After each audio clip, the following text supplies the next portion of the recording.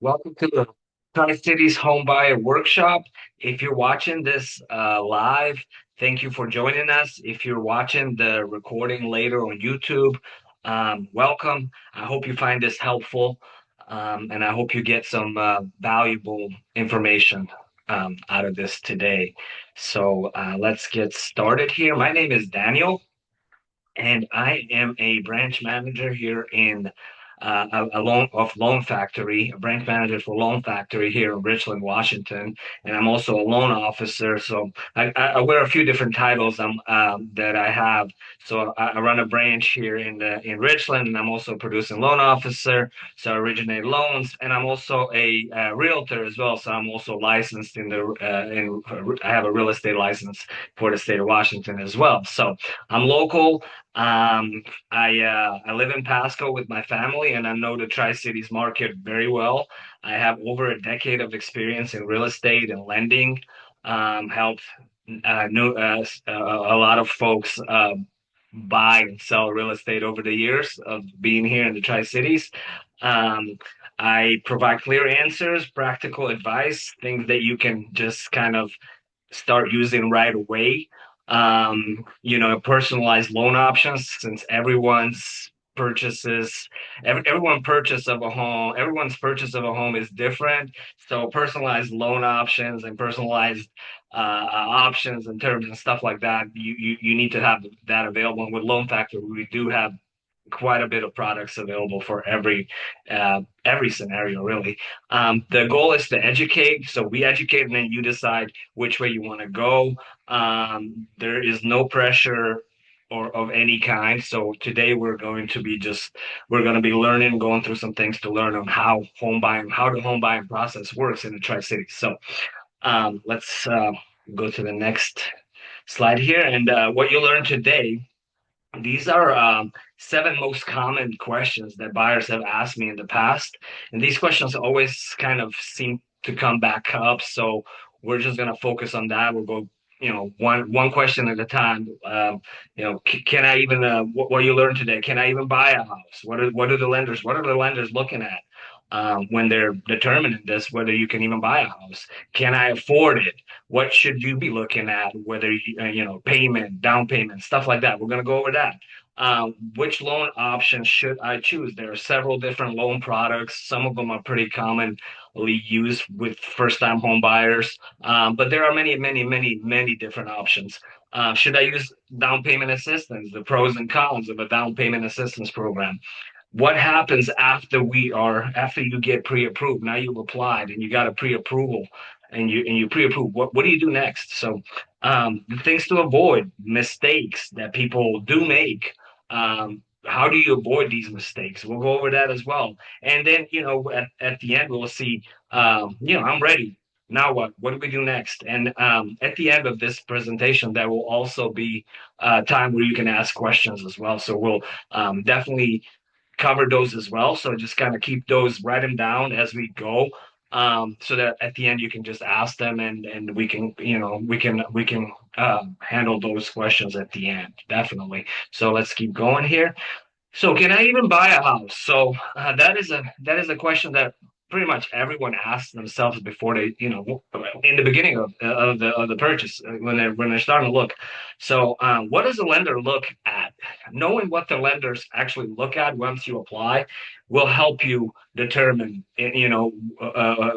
whether you can buy a house or not. So there are four items that we look at as lenders in determining whether a buyer is ready. And those are credit, income, assets, and the ability to repay. So, credit, obviously, how have you managed your debt? What is your credit score? Have you been paying it on time? Do you have any late payments? Stuff like that. Your credit is going to be looked at by the lender. Your income, are you stable? Do you have stable income? Have you been employed for the last 2 years? What is your income? What type of income is it? Those are all also those are also going to be looked at. Your income and then your assets. Where's your down payment coming from? Certain loan products have different requirements for down payment options. Some require you require the buyer to put 3% down. Some require 3.5% down, like the FHA. And you have a VA that doesn't require our veterans to put any money down. So, but you still will have down payment. Most folks do have to have some down payment to come in with, and closing costs, and sometimes even reserves. And so then the fourth box right here, as you can see, is your ability to repay. This is where where we lenders actually take all the three boxes that I just mentioned, the credit, income, and assets, and we analyze all that data. And that's when we come up with your debt to income ratio, and we use this data to determine whether you can qualify for a home. And this is the ability to repay that we're looking at. Hey, can this person afford this home? Is this a good idea for them or not?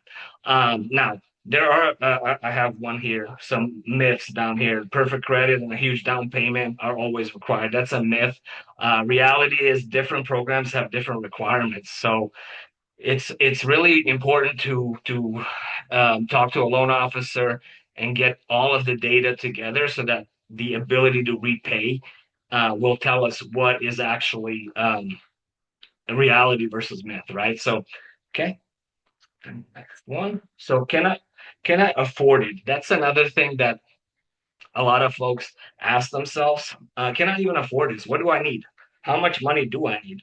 So, cash needed usually to buy, you're going to need your down payment and your closing costs when you're purchasing a home. So the goal is comfort, not maximum qualification. You don't want to overstretch your budget to the absolute limit. You want to focus on a monthly amount that allows you to live comfortably. So you're not just paying the mortgage and then you don't have any money left over for anything else, right? Being kind of stuck. So the down payment is determined usually by the loan type. I'll talk about that here in the next slide. And then your closing costs are usually like third party fees, like your title insurance, your homeowner's insurance, your county taxes, um, lender fees, appraisal, homeowners insurance. I already mentioned that. So you have HOA if any. So um, those are the closing costs that are associated with a purchase. So those are costs that are associated with a purchase of a home, and they are fees that are on top of the down payment. So those are two different things. Most people, when they start shopping, they've heard about the down payment, but they've never heard of the closing costs. This is pretty common. So we explain that here, what those are. And then your monthly payment. Your monthly payment is not just it's usually five things combined that you're paying every month. So every month you're paying a principal and interest. This is the money that you borrow from the lender to purchase your home, plus the interest, the cost of that money, right? On top of that, property taxes are added, homeowners insurance as well, mortgage insurance. If you are putting any amount less than 20%, you're typically going to have to pay mortgage insurance on as well. So an HOA, if you're living in like a community that has an HOA fee, sometimes it's monthly, sometimes it's yearly, just depends. Usually those HOA fees are not part of the payment, but they are used to it does get counted into the debt to income ratio, or the DTI when qualifying. So that's just to kind of keep in mind. Another thing to keep in mind is same price of a purchase, like a purchase price of a home does not always mean the same payment, because you might have a $300,000 house in one part of the city and a $300,000 house, two blocks down as well. But the payment is going to be different, most likely because you've got different taxes, you've got different insurance, you might have HOA that are different, and the interest rates, all of those things contribute to a payment. So same price, same purchase price is not the same payment across the board, right? So, okay. Which loan should I choose? That's also another one. That's a really big one as well. So typically, the first time home buyers especially will go with either a conventional or an FHA. The VA is for our eligible military. So for veterans, VA is a great, great, great thing for them to be able to purchase a home with no money down. or the USDA, which is for eligible rural homes, so a little bit outside of the city. Certain suburban areas do qualify, but it's mostly outside of the city limits, or in smaller rural areas. So um, conventional loans are typically for first-time home buyers that have pretty good solid credit, have some money down, or all of the money down, have saved, or are using gift funds or anything like that. That can also be something to use. And then the FHA has a little bit more flexible credit guidelines. It's typically a little bit easier to get, but there are some other costs associated with the FHA as well, and we can go into that depth with that once if it does apply at some point. But those are your four. There are many other loan products out there that we have access to. However, these are the most popular ones used overall. So they all have different requirements and guidelines, which change all the time. So you need to get with your loan officer, and as you're working through the loan application process, you will figure out together which one is the best option for you. So you want to compare payment, cash needed to close, mortgage insurance eligibility, and long-term impact, right? So okay. Should I use down payment assistance? This is a big one. So down payment assistance in Washington State is pretty limited, in my opinion. It's available and a lot of people use it for sure. Definitely, it's used a lot. But the what I mean by limited, I mean the options. Like there's not a whole lot of choice of different types of down payment assistance, like there is in different states. Most people use the Washington State Housing Finance Commission for their down payment assistance. So the rate is typically higher. It is higher and makes qualifying sometimes harder because of the higher rate, higher payment. Down payment assistance programs definitely have their place, but should not be the first choice for a plan A. I mean, this should be used um, it, not as a first option, in my opinion. Because it has the pros, of course. You have it may reduce cash needed up front, obviously, so you'll need to put in less money down. It'll help you with the closing costs because you most people do have some money saved up for a down payment or maybe even some closing costs, and you can negotiate sometimes the closing costs to be paid by paid for by the seller. That's also an option as well, but a lot of most people do not have the funds to cover both of those. So using a down payment assistance can make buying possible sooner instead of just having to wait and save. The cons, there are some income or property limits. The one that I mentioned earlier, the income limit is very high. It's like 180,000 or something like that. So pretty much not qualifying due to your income being too high. Doesn't really happen a lot with this one. Um, there is another one for the city that has a little bit of a stricter income guidelines for or income requirements. The repayment rules or restrictions, you do typically have to pay these back, and there is a second lien placed on the property. So when you refinance or you sell the property, you have to pay that money back. And it may affect rate or loan structure. It definitely affects the rate. Your rate is higher. The rate is posted on their website. I can provide that link if you need it. The rate is posted daily on their website of what it is. So it really, if you're going with that program, that is the rate you're going to have. It doesn't really matter as long as you qualify for that loan. It doesn't matter how high your credit score is. It doesn't matter. That is the rate, and it's typically higher about at least sometimes like a percent and a half even. So that is the con. That is the trade-off, right? So, but when you apply, when we do the full loan application review, we compare all of your options, and then you decide which way you want to go, what makes more sense for you. What happens after I get pre-approved? This is a big question as well. The pre-approval gives you a clearer budget and helps sellers see you as a serious buyer, right? So when you're coming and shopping and you're making an offer on a property and you have a pre-approval letter from a reputable lender, it makes you more serious. It makes that seller want to accept your offer. A lot, makes you want to makes them want to accept that offer over somebody who's not, right? So here we go. Let's go through the steps here. I got them listed 1 through 8. So obviously, one is get pre-approved. You fill out an application. You have a loan officer look at the whole picture and issue a pre-approval. Then you go out there and you find a realtor. Um, with that realtor, you would sit down, you have a consultation with that realtor, you decide what it is that you're looking at, what it is that you're looking for, how many bedrooms, what area, stuff like that. And then, once you have that, you already have the budget and and your wish list, obviously. The home search starts, right? Number three, home search. You start looking for homes. You start touring. You're looking online on Realtor.com or Zillow or or other realtors' website, and you find a house that you like, and then you make an offer. Right. Number four, you make an offer. You negotiate with the seller on the terms and the condition of the sale.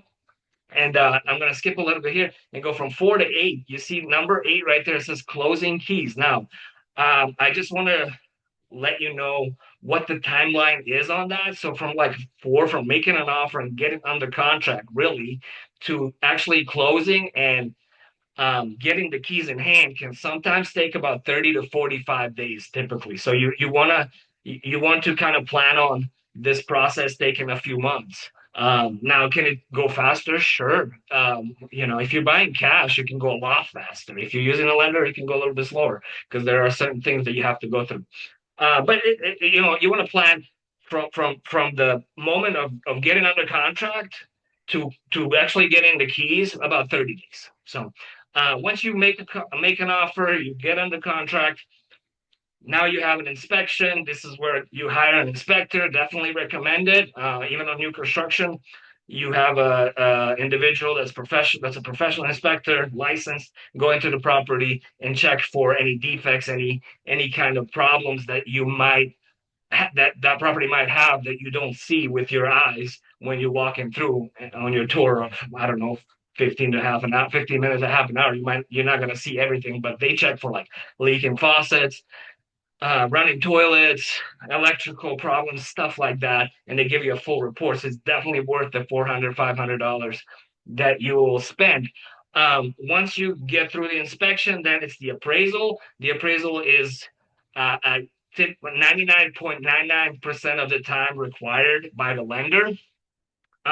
This is where another individual comes out, a licensed appraiser now, and they kind of do a property inspection as well, but they're not looking at the faucets and the toilets. No, they're looking at the value of the property. So they're comparing that property with other properties in that area that are for sale and have sold in the last year or so, 6 months to a year, and they're looking at this and they're looking for they're looking to establish the value or estimated value and appraised value of the property so that the lender and you both know that it is a solid purchase so that your contract is, your contract so that you have supports the appraised value supports the contract is what I'm trying to say. So that's the appraisal. Once you go through an inspection and the appraisal, and now you've come out of that, and you still want to purchase the home, you're ready to go.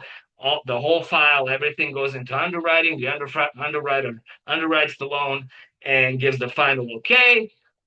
Once that is done, you are scheduled for closing. You go into a escrow office somewhere, wherever. There are several different ones here in the Tri-Cities. You go in, you sign the paperwork, and you typically get the keys that day, or if it's arranged, if it's negotiated to be on a different day, that's possible too. But so that's kind of what happens after you get pre-approved to the closing stage, right? When you get the key. So communication, is the key in this process. It keeps the process moving. There's a buyer, lender, realtor, title, escrow, and many other parties. So there are many parties involved in a transaction, as you can see. So clear communication from the start to finish is necessary. So to accomplish this process successfully. Okay. So mistakes. What should I avoid while buying? What should we avoid?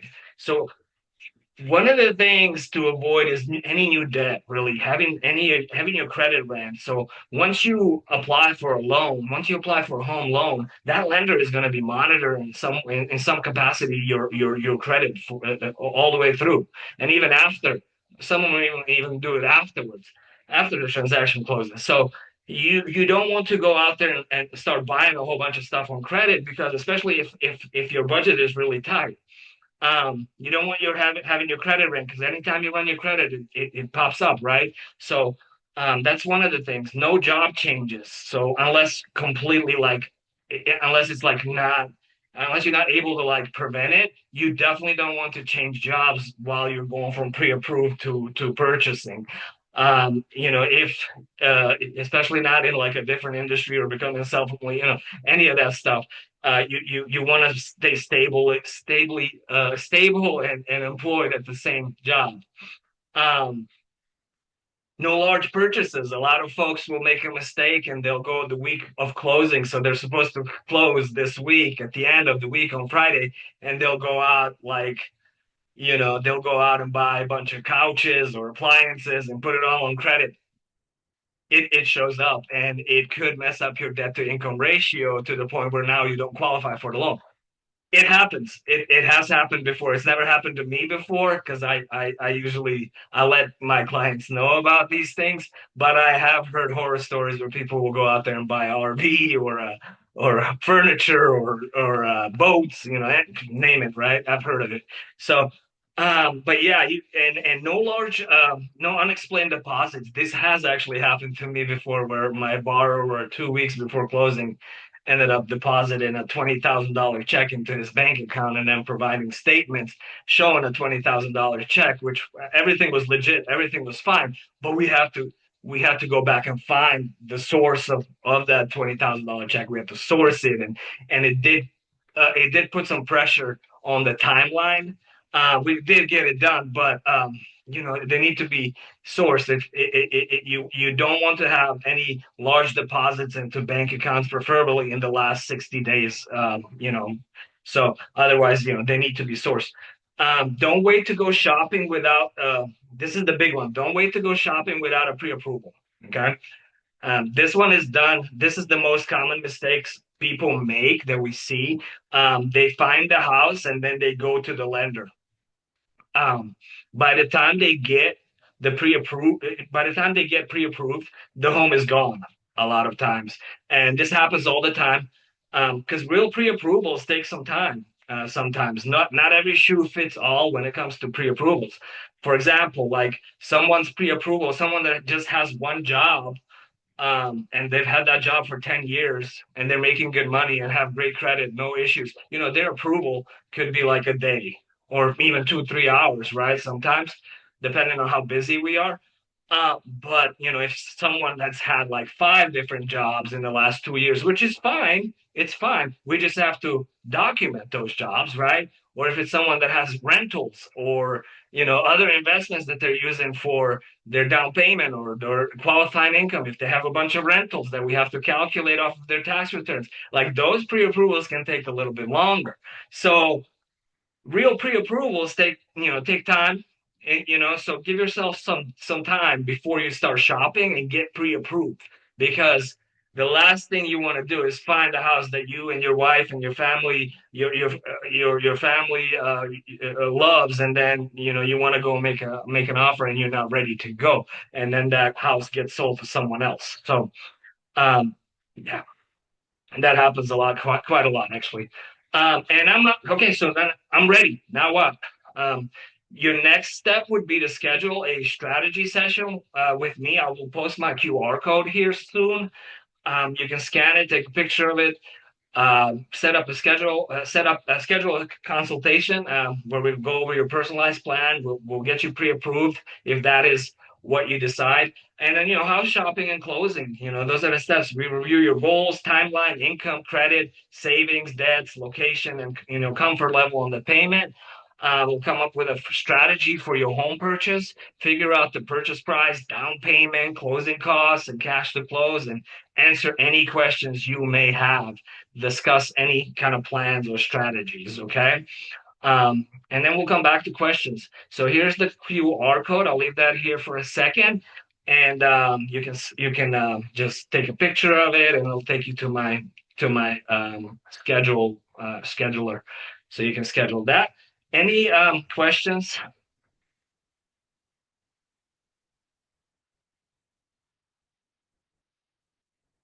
There we go. Let's clear up any questions. If there are no bad questions, um, here, so ask whatever you need to feel clear. I'll leave this up for a minute.